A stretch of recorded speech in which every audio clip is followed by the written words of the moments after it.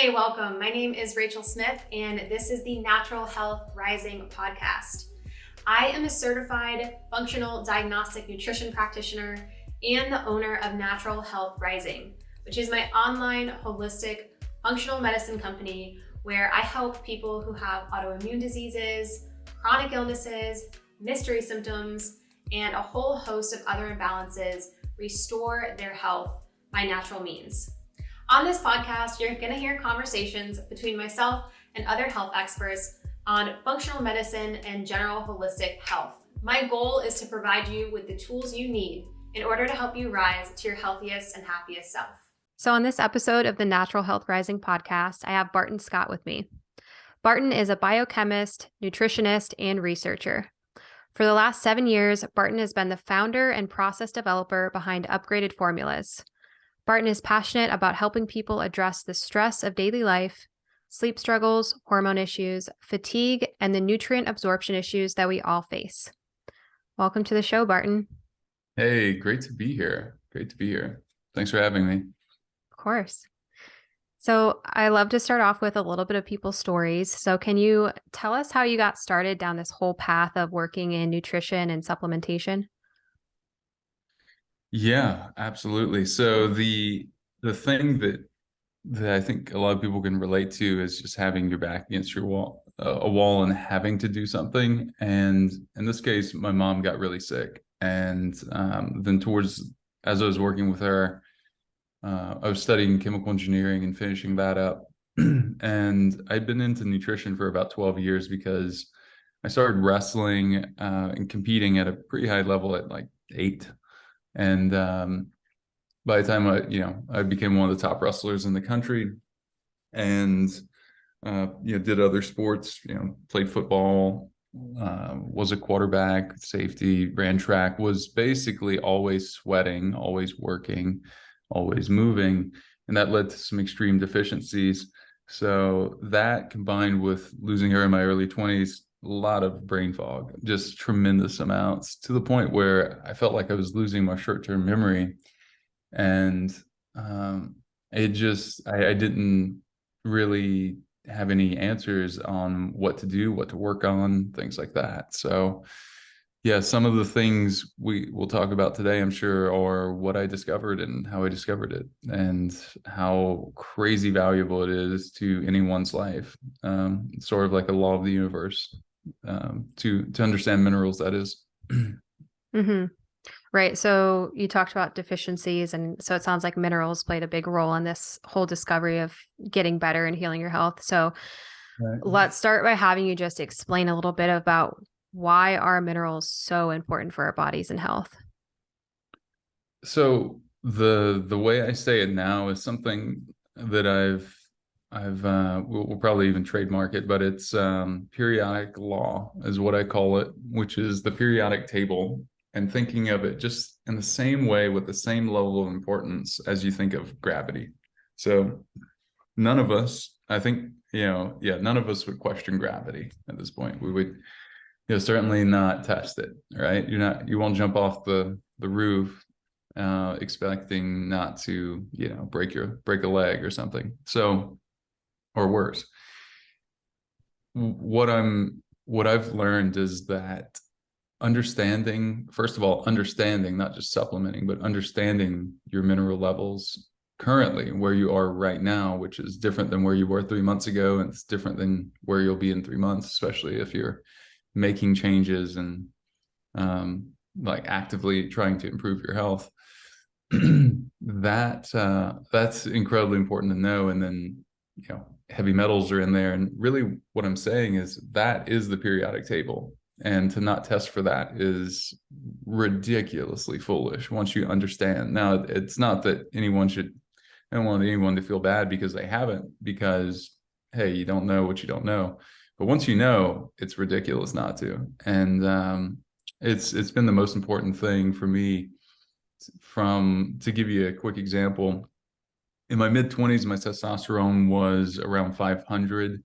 Not good, like not incredibly low, but certainly not good.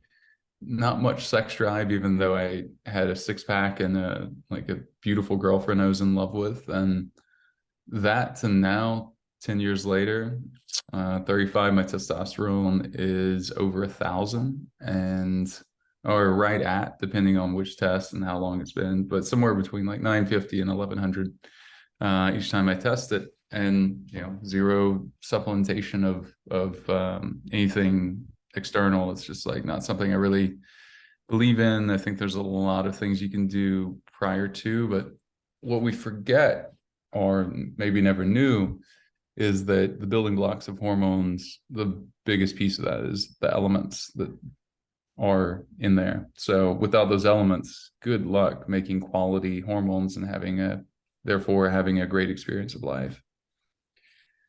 It's that important. Yeah. Mm-hmm.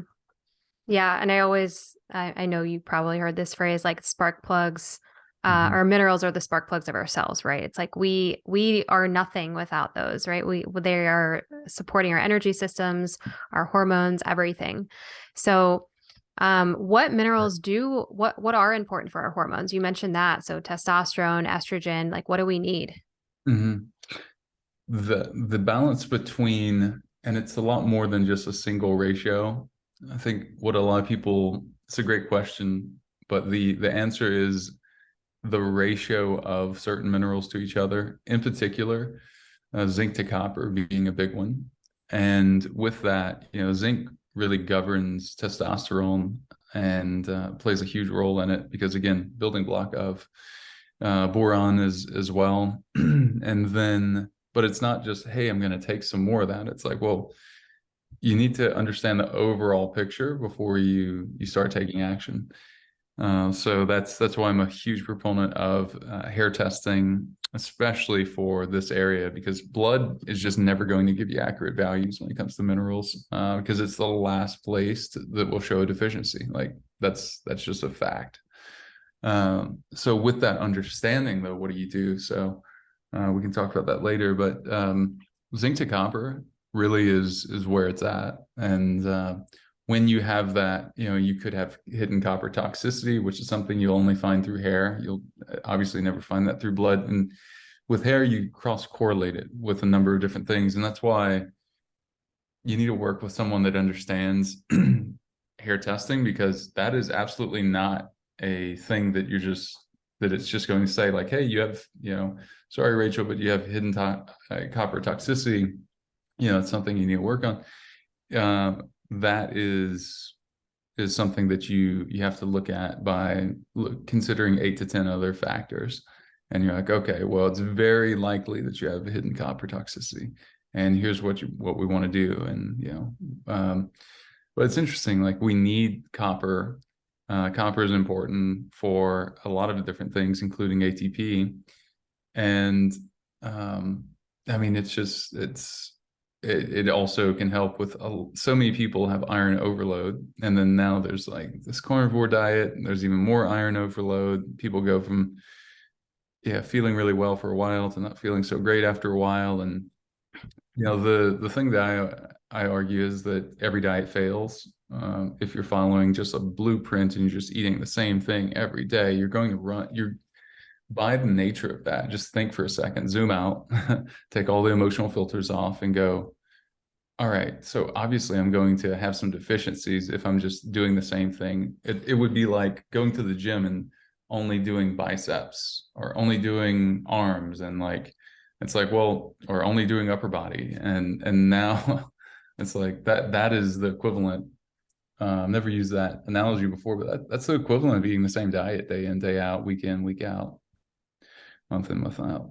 So yeah, I would look at that ratio, and that ratio will tell you a lot.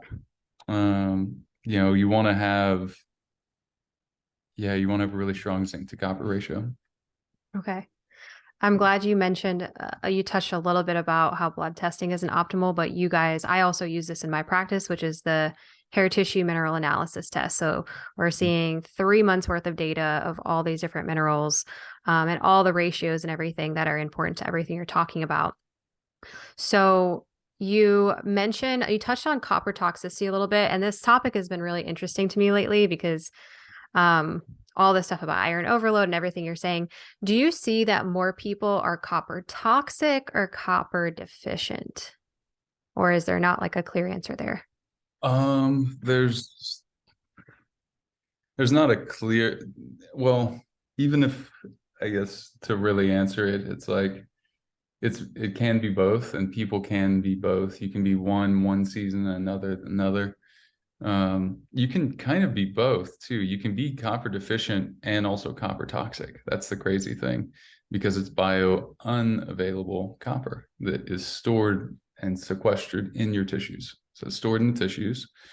And that can lead to, so the interesting thing too is that this is a great test for viral susceptibility, low zinc, and bacterial susceptibility, low copper, or low levels of available copper. So that's another thing for people to understand and consider by, it's just resilience, right? Minerals in general, or very protecting. So yeah, it's the whole picture. Yeah. It's the whole table. It's the whole planet and what that planet's made of that we're on.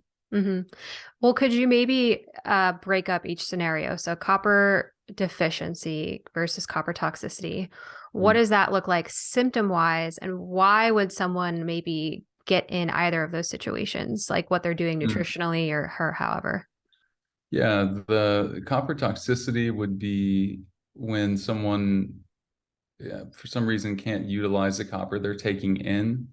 So they don't have any of the like coenzymes or other things that are needed. And then, or they have very little iron, like not enough, which is pretty rare actually.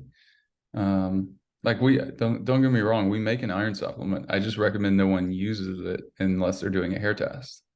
And it's like very strange to hear a supplement company say that, but or a developer. So and just for people to understand too, so I use my background in chemical engineering to develop a new way for minerals to absorb more easily in the body. So with all of our products, when you hear me talk about absorption, what I realized was from test to test, like 12 years ago, nothing was changing. And I was like, wow, I mean, this is what chemical engineers get paid to do in the world. We take an industrial process and we improve it using the latest technology. So in this case, it's nanotechnology equipment to a process that produces an end product that your body absorbs in the same way. Slight tangent here, but just this, I know we'll get this question, if not.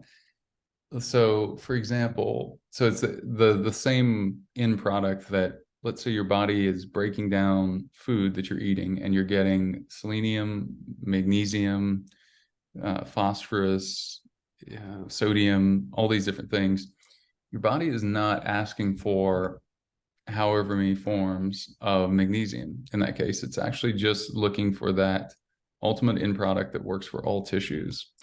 And that's the reason why everything that people have been taught has to be sort of unlearned for them to understand and accept how awesome upgraded magnesium is, which is a product that I developed that we're doing a clinical trial on, that has already shown to be the most effective thing on the entire market for supplements right now for improving deep sleep and really supporting anxiety. We've seen a number of people get off of anxiety medication and get off of their sleep meds after quite literally decades of taking both or either. So that's really important to understand in the context for all of this, right? There's like no, I don't know how to say that without that sounding like a sales pitch, but it's also impossible not to mention it, because that's the thing that I needed 12 years ago. And that's what virtually everyone needs, because everyone has at least a couple deficiencies. But let's see, where were we? We're copper. Oh yeah, copper deficiency as well. So copper deficiency, right? I think that's where you wanted to go next. We talked about copper overload, bio unavailable, and that could just be copper pipes. That could be as well. That can be, external environmental, in all cases, external environmental sources of these things. And then just deficiency is just like, well, you're just not getting enough, for you want a little, like something like, what is it, 0.9 of a milligram per day. So like a small amount, right? It's a really small amount. And I think because it's such a delicate amount, it's easy to have too much. It's easy to have too little. It's easy to get it from the wrong source, right? Because it, much margin of error, unfortunately, how it's set up. But copper is interesting because it's creativity. And in the balance with zinc, you could think of zinc as masculine and copper as feminine, because too much zinc results in very, very analytical, sort of like, just like only by the numbers, like no emotion.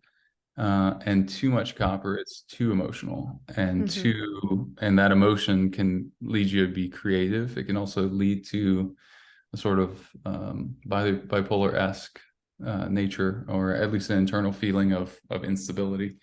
And that's also furthered by a low sodium to potassium ratio. So this is what I'm writing about, how nutrition is really, it really determines our personality, because it determines how we show up, which becomes habit, and that habit becomes our personal reality.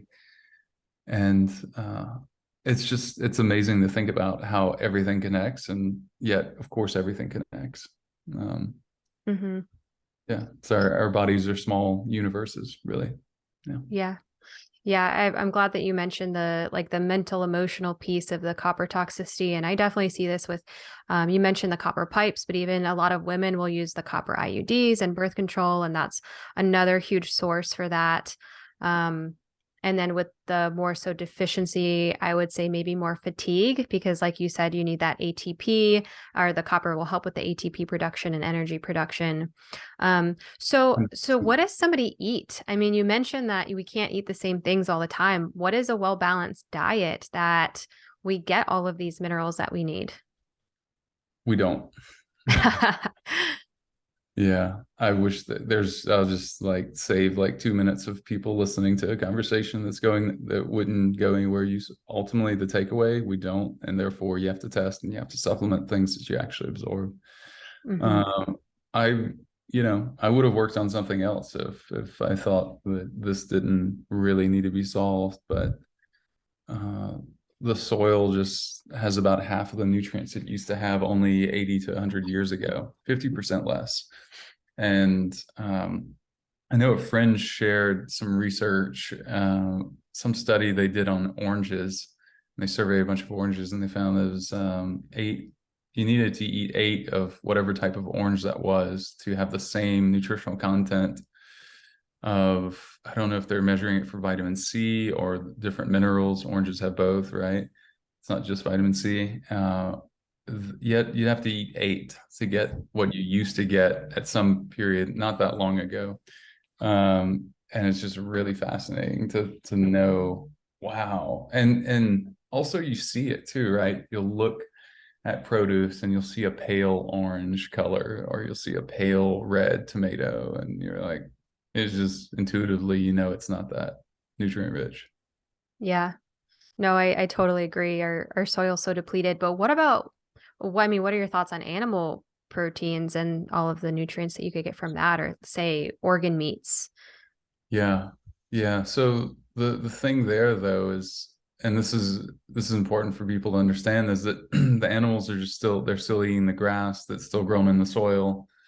And so therefore it's just another layer. But yeah, so it's really similar. So yeah, ultimately what I'm saying, really clearly for people is that whether you're eating plenty of meat or none at all, you're going to have the same issue, which is you will not at all have any chance of having enough nutrients.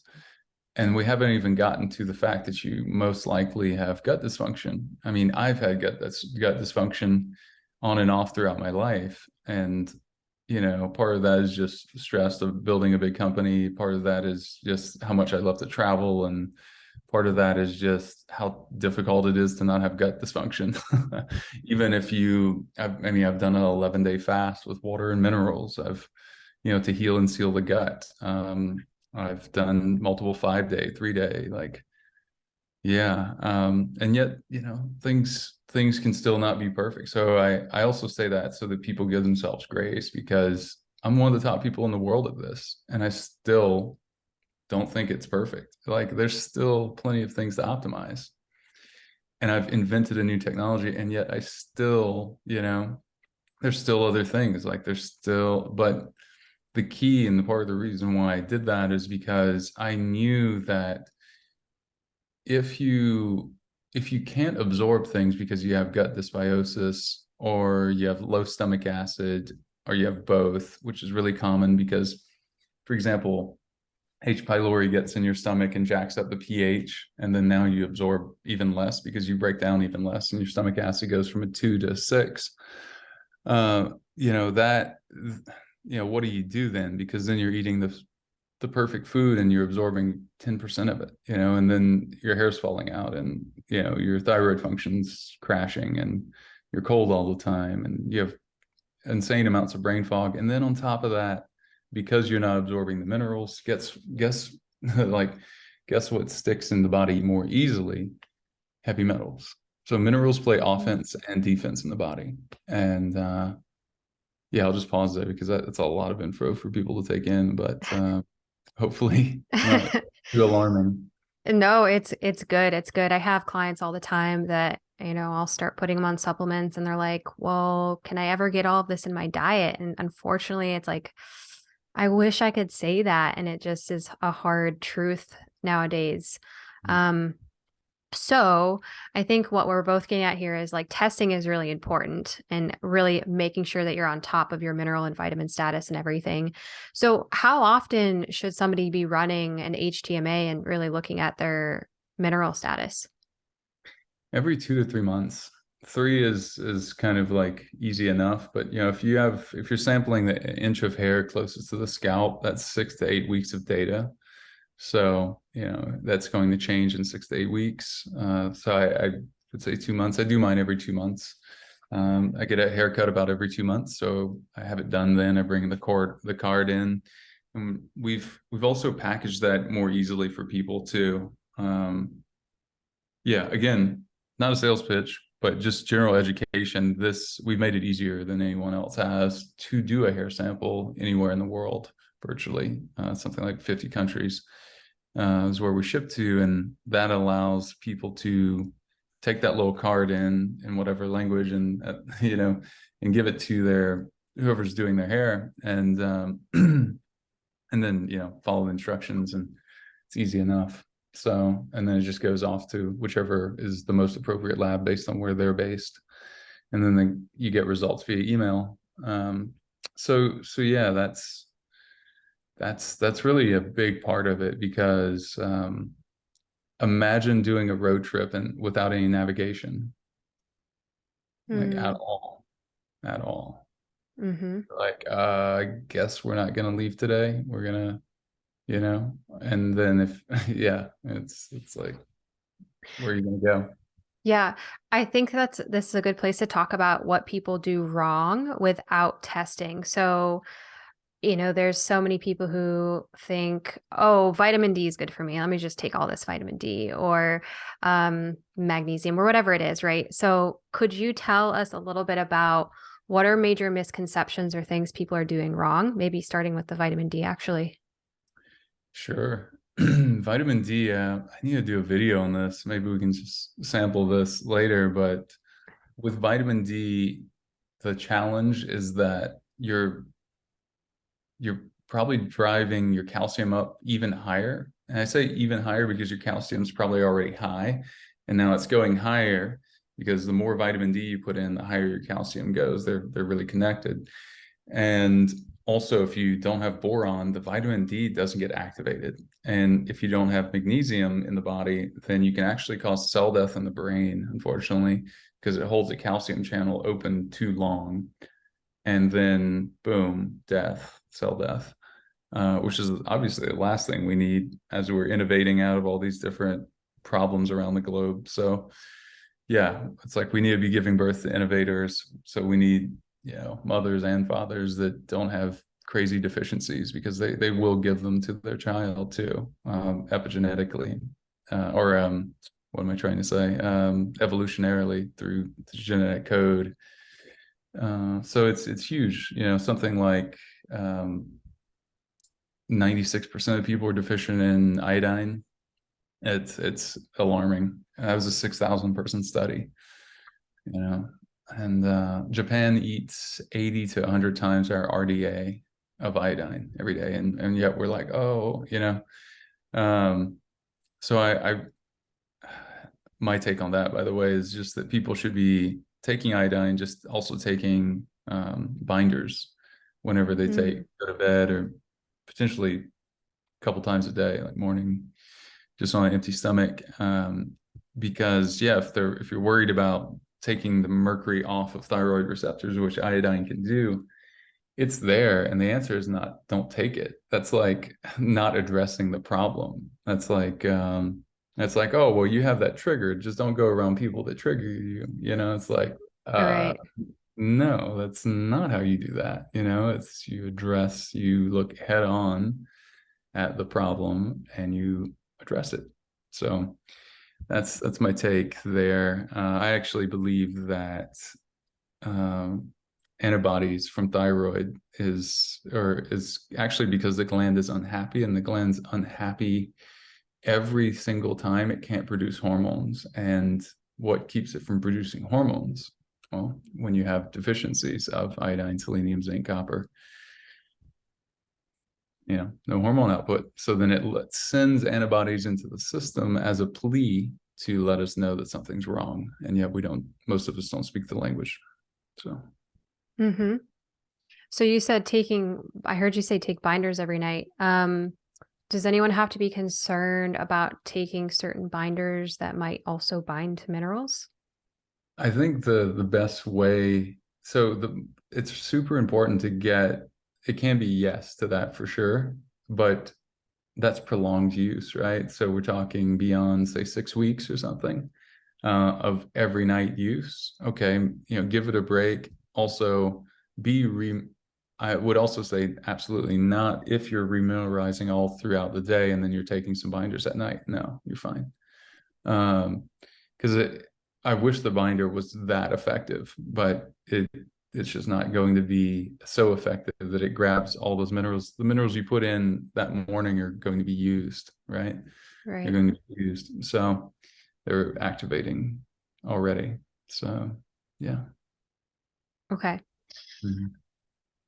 What about the adrenal glands? So I know we live in a super stressful world, and a lot of us are fatigued and have issues with our adrenal glands. So what is important for minerals for those?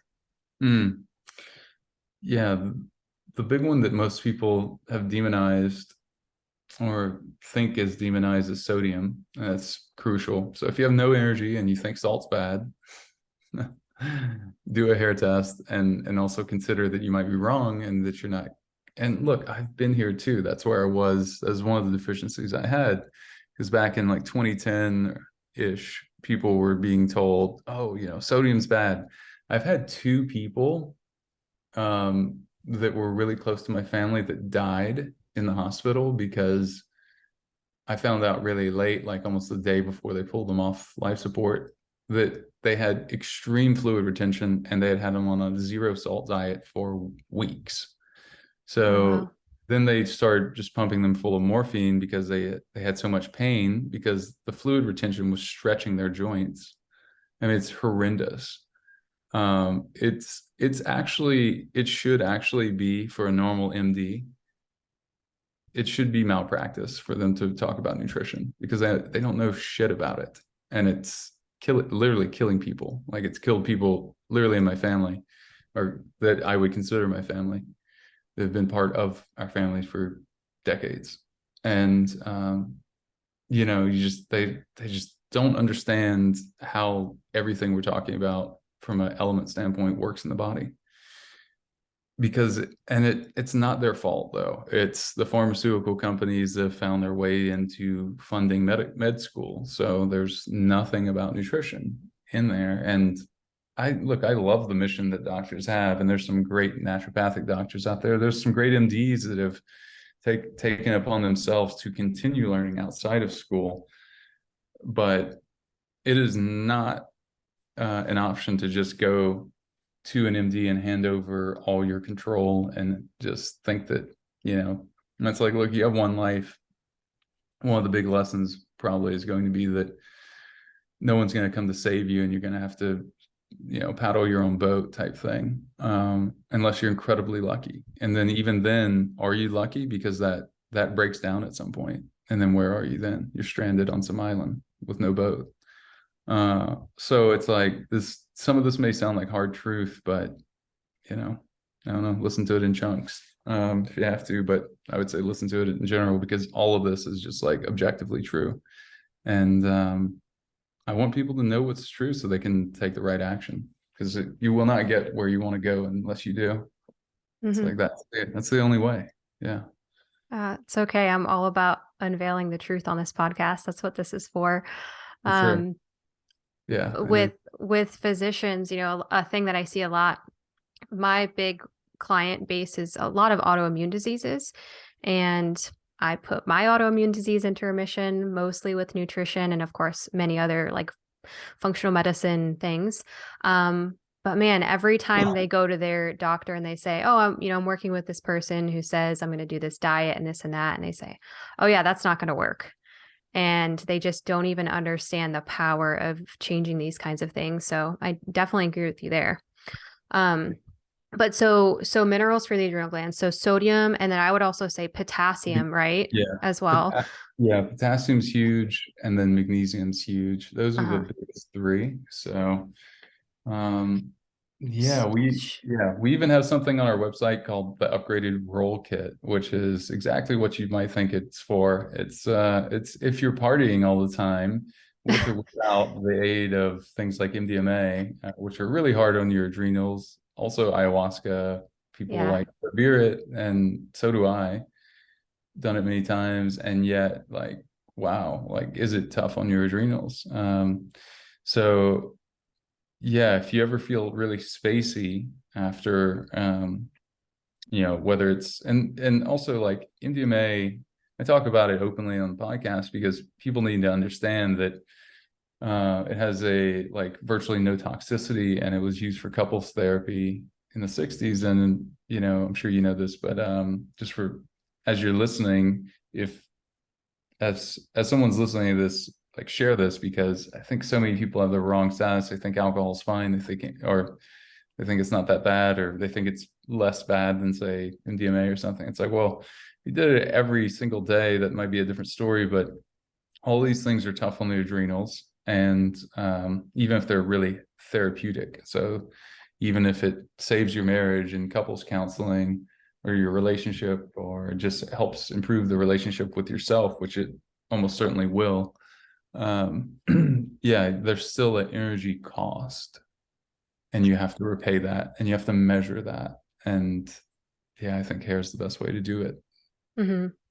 I actually have a friend here who's a shaman, and he, for many years, was all about doing ceremonies and everything. And then he dove into minerals in the past few years. And now he has this, I guess, maybe like an alter ego, the mineral shaman. And we did a podcast, episode number 22, if anybody wants to go back and listen to it. And we talk all about every single plant medicine, MDMA, ayahuasca, and the how it affects the minerals exactly. So that is super interesting. I just want to throw that out there in case anybody wants to hear more about that. But what else depletes the adrenal glands besides that? Definitely stress. Yeah, definitely stress. It's the main. Yeah, and stress can come from the form of working out too hard, not working out enough, and having that tension. It can come from bad posture. There's so many sources. Because that causes rumination, like literally just like a few centimeters of head tilt is like positive thinking, not positive thinking. It's interesting. One of the insights I've had that was like really profound and so simple. Sometimes you get just the most simple insights. Like one I remember from ayahuasca once was, to be happy, you have to smile. And it's a physicality that's required. Just like you feel really good when you work out, sort of like working out your face. It is. It's like hard to be 10 out of 10 happy when you're not smiling. So it's like we love comedy or anything that makes us, we say laugh, but really smile. Yeah. Well, so yeah. Where were we though? That and I think that's a great point about the smiling, which could you share yeah. more things about what your favorite ways to reduce stress in daily life? Yeah, movement and sunlight, really. Yeah, movement and sunlight and movement in sunlight, I would say. So dancing, yoga, working out, jump rope, bouncing on a trampoline, sex, like anything that gets you moving, anything that gets you in your body, anything that gives you a reprieve from being in your mind, which, it's like being constantly asked of us. So, yeah. Okay. So with the sodium and potassium and everything, I mean, what can people do? Do they just take some sea salt and throw it in their water? Like, is there something that people can start doing to start to repair their adrenal glands in a simple way? Yeah, right now the like free hack basically would be, which is like, again, just part of it, but important, is salting your water. Now, I hesitate a little bit because you really want to know where you're starting, right? It's that whole conversation of navigation system and the trip. And, I would say while you're waiting on your test results, then, be salting your water. And I would say a half teaspoon in the morning with, 20 or 30 ounces of water, whatever is a great place to start. And doing that maybe one more time during the day, maybe two more times during the day, and seeing where that lands you and seeing how you feel. And then not relying only on intuition, no matter how intuitive you are, and understanding that testing, when done well and when interpreted by someone that knows what they're looking at, like I mentioned, like how many people do you think you can go to that are going to find hidden copper toxicity? It's like not very many. So find one of those people. We have them, other people do it, but yeah, and we do it virtually. That's how it works for us. But regardless, find some way to understand your results with real confidence and then act on it with, real consistency. Yeah. Okay. Awesome. Yeah. But yes, salt the water for sure. Put some potassium in there. Put some magnesium in there. Take magnesium every single night before bed. Every single night. Yeah. And then take magnesium when you feel stressed as well. Possibly also lithium. We have a product coming out soon. It's called Upgraded Mood, and we'll have some of our like just award-winning best in the world magnesium, and then some lithium. Same process. All of our minerals have our unique process. And I think that product is going to save lives. The magnesium, I know a lot of people have told me, I never knew they had anxiety. I've known them for years, but at least when they're by themselves, they feel anxious. And that's the other hack, is just like, God, just getting around people like for stress, right? Oh my God. Like you work like in isolation some days, especially post-COVID world, people are more and more, if they weren't already, they're working remotely. Yeah. And then you go to like a nice dinner in the evening and you just feel like this whole bath of, goodness wash over you. Yeah. That's just like hugs and being around people, feeling reassured. And that goes so far. So, yeah. Oh yeah. Connection and community is like a huge part of health for sure. Couple more questions before we wrap up. So you mentioned your magnesium again. Can you share what type of magnesium is it? Like because a lot of people, there's all these different forms out there and people are very confused with what they should even be using. So why is this one the right form and what is it? Yeah, so it's not so much the right form, it's the right sort of state, really, and it's the end state of what your body would do when it received magnesium from food. So the like real clear argument for needing to inform, well, granted, like our particle size is so small that we're able to get into the red blood cells without digestion. And that is true for selenium, it's true for magnesium. Like we could have this conversation on any mineral and people could say like, oh yeah, you need this form of that. And frankly, that's all, none of that's true if you have a process like what we have. So because again, I'll just like the only thing I can really say to have people understand, and it's part of the reason why we're doing this double-blind clinical trial on that product, is because it is the best in the world. I've realized it's taken me a while to realize. It was pretty humble at first, and now it's like, listen, your humility is literally like costing people good night's sleep. Like, be a lot more vocal about it. So here we are. So that's been sort of the evolution of it. But yeah, if you have a normal industrial process, then yeah, you need to take all those different forms potentially, right? And there's been some research to show that can be effective. I don't do that. And I'm obsessed with optimizing my health. And I'll spend way more. And luckily I'm in a place where I can spend way more than most people. But, everything we talked about today.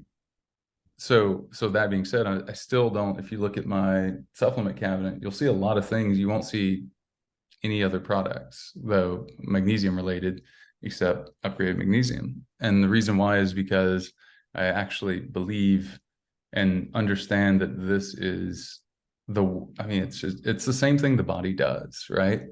When it's receiving it from a salad or a steak or a salmon, with any mineral. So yeah.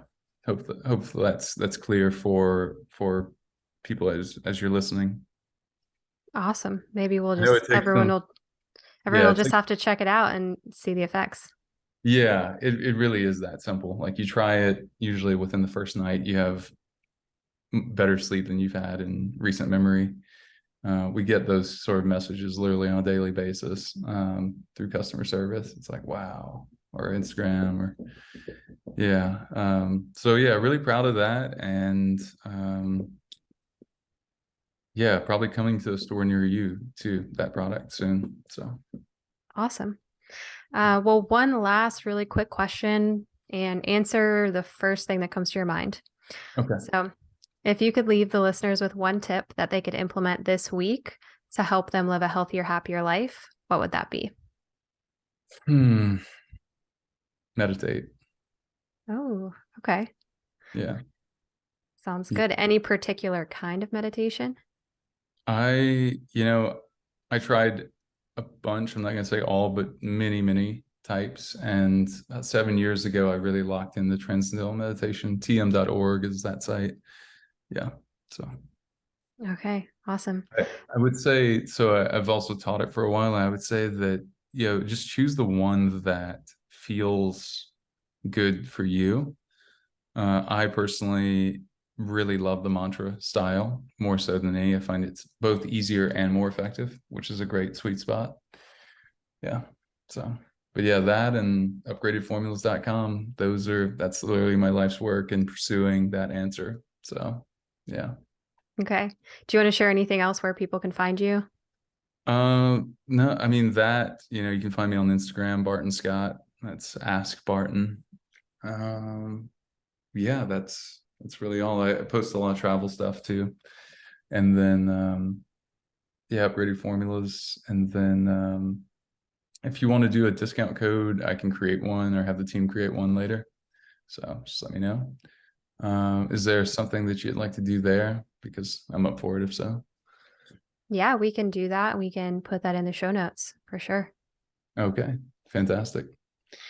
Well, yeah, thanks for having me on. This is great. And I know that I used to say, like, I hope people got value. Listen, just listen to this again, share it, because you're not going to find this info very many places. Because in the past year and a half or so, I've spoken all around the world, and I'm surprised constantly by how many otherwise brilliant people in health do not understand what Rachel and I talked about today. So please share this episode with I someone you agree. care about. Yeah, thank you so much. Thanks for watching the episode. I really hope you enjoyed it. And if you did, make sure that you like the video and leave a comment and share it with a friend who really needs to hear it. Because when you share this information, you're also going to help other people level up their health. And if you or somebody else you know wants to work on their health and they're looking for a functional medicine practitioner, feel free to reach out to me to apply to work together. Thanks for watching, and keep striving to become your healthiest, happiest self.